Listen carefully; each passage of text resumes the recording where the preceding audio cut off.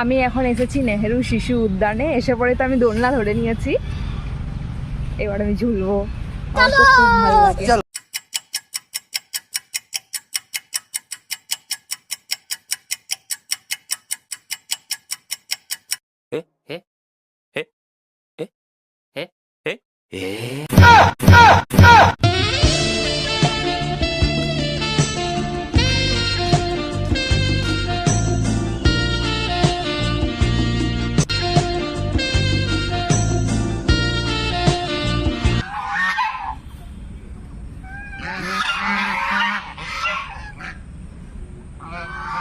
Guys, হাঁসগুলোকে মনে হচ্ছে যে খাবার দেয়নি, তাই জন্য ওরা এত জোরে চিৎকার করছে।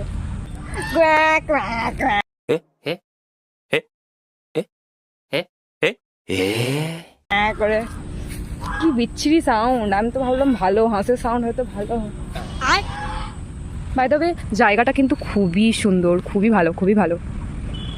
আজকে ওয়েদারটাও ভালো, তাই জন্য আরো বেশি ভালো লাগছে। একদম রোদ নেই, মানে ওদের সামনে কেউ গেলেই ওরা প্রচুর জোরে চিৎকার করছে।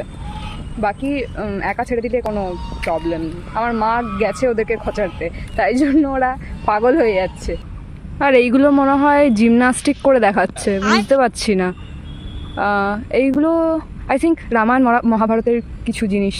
এই ত্রিশূল মিশুল বধ টধ করছে, যাই নাকি, কেউ জানলে আমাকে মেসেজ করে দিও, ওকে? এত সুন্দর ওয়েদারে আমার মুখে এত কিছু মানে বেরোতেই হতো।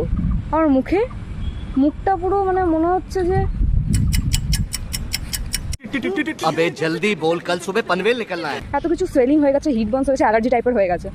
এত সুন্দর একটা ওয়েদার, কত না ফটো তুলবো, ভালো করে ঘুরবো, তা না, ও মুখে এসব আলফাল জিনিস বেরিয়ে গেছে। একদম মুখে 12টা বেজে গেছে। আমাকে কেউ ভিডিও করে দেওয়ার মতনও কেউ নেই। মা তো পারেই না, স্টেবিলাইজই করতে পারছে না ফোনটাকে, এমনি এমনি এমনি এমনি করে লুড়িয়ে দিচ্ছে। শোনা গো, আমার খুব কষ্ট যে বলো।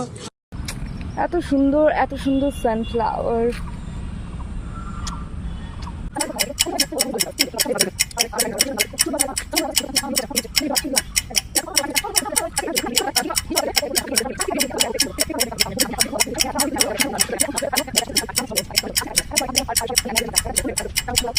এখানে কিন্তু অনেক রাইডসও আছে, বাট আমি এগুলোতে চাপিনি, শুধু দোলনাতেই দুলেছি।